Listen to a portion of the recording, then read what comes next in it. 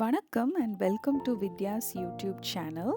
இன்றைக்கி ஒரு சிம்பிளாக ஈஸியான கம்ஃபர்ட் ஃபுட், என்னோடய ஃபேவரட் லஞ்ச் பாக்ஸ் ரெசிபி தயிர் சாதம் எப்படி பண்ணுறதுன்னு பார்க்கலாம். இதுக்கு நான் ஒரு அரிசி 1 கப், அது கூட 4 கப் தண்ணி விட்டு ஒரு 4 விசில் விட்டு ப்ரெஷர் குக் பண்ணி எடுத்துகிட்டு வந்திருக்கேன். இந்த சாதம் இப்போ நல்ல சூடாக இருக்குது. இந்த டைமில் ஒரு கரண்டி போட்டு அந்த சூடான சாதத்தை நல்லா மசிச்சுக்கலாம். ஒரு 30 நிமிஷம் அந்த அரிசியை கூட நம்ம ஊற வச்சுட்டு குக் பண்ணால் இன்னும் நல்ல குலைவாக சீக்கிரமாக வெந்துடும். தயிர் சாதம் நல்ல குலைவாக இருந்தால் தான் உங்களுக்கு சாப்பிட்றதுக்கு நல்லாயிருக்கும்.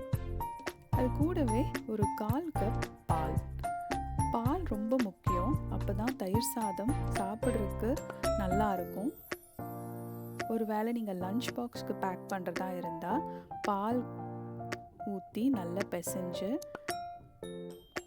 அதுக்கப்புறம் ஒரு நல்ல தயிர் ஆட் பண்ணி அதையும் சேர்த்து மசிச்சா ரொம்ப நல்லாயிருக்கும். நீங்கள் காலையில் தயிர் சாதம் ரெடி பண்ணி மத்தியானம் சாப்பிட்றதா இருந்தால் தயிரை சாப்பிட்றதுக்கு முன்னாடி சேர்த்துட்டு தாளிக்கிறதையும் அதுக்கப்புறம் சேர்த்தா இன்னும் நல்லாயிருக்கும். இப்போது நான் ஒரு 4 டீஸ்பூன் தயிர் சேர்த்துருக்கேன். 1/4 கப் பால் சேர்த்தா 1/4 1/2 கப் தயிர் நம்ம சேர்த்துக்கலாம். இதை போட்டு நல்லா மசிச்சுக்கலாம். அது கூடவே உப்பு தேவைக்கேற்ப, உப்பு டேஸ்ட் பண்ணி போட்டுட்டு டேஸ்ட் பண்ணி பார்த்துக்கோங்க. உங்களுக்கு தேவைக்கேற்ப நீங்கள் அட்ஜஸ்ட் பண்ணிக்கலாம். இப்போ இந்த தயிர் சாதத்தை அப்படியே நம்ம எடுத்து வச்சிடலாம். இன்னொரு பேன் எடுத்துக்கோங்க. அதில் எண்ணெய் நல்லா காஞ்ச உடனே கடுகு உளுந்தம்பருப்பு போட்டு தாளிச்சுக்கலாம். கடுகு உளுந்தம்பருப்பு நல்லா பொரியணும். அது கூடவே 2 வரமிளகா நல்லா பொரிஞ்ச உடனே பெருங்காயம் ரொம்ப முக்கியம். அப்போ தான் தயிர் சாதத்துக்கு ஒரு நல்ல டேஸ்ட் கொடுக்கும். அது கூடவே கருவேப்பிலை நல்லா பொரிஞ்ச உடனே நம்ம இஞ்சி சேர்த்துக்கலாம். இஞ்சி நல்ல ஃபைனாக சாப் பண்ணி எடுத்திருக்கேன். அதையும் அது கூட சேர்த்துக்கலாம். இஞ்சி நல்லா வதங்கணும்.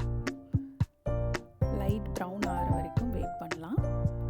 அது கூடவே 2 பச்சை மிளகாவையும் நீங்கள் கிட்ஸுக்கு கொடுக்குறதா இருந்தால் ஒன்று கம்மி பண்ணிக்கலாம். பச்சை மிளகா, இஞ்சி, கருவேப்பிலை எல்லாம் நல்லா பொரிஞ்ச உடனே அந்த தாளிப்பை நம்ம தயிர் சாதத்தோடு சேர்த்துக்கலாம்.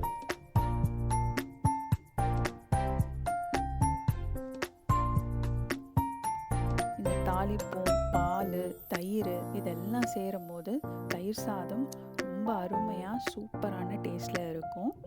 இப்போது இதை நல்லா கலந்து விட்டுக்கலாம்.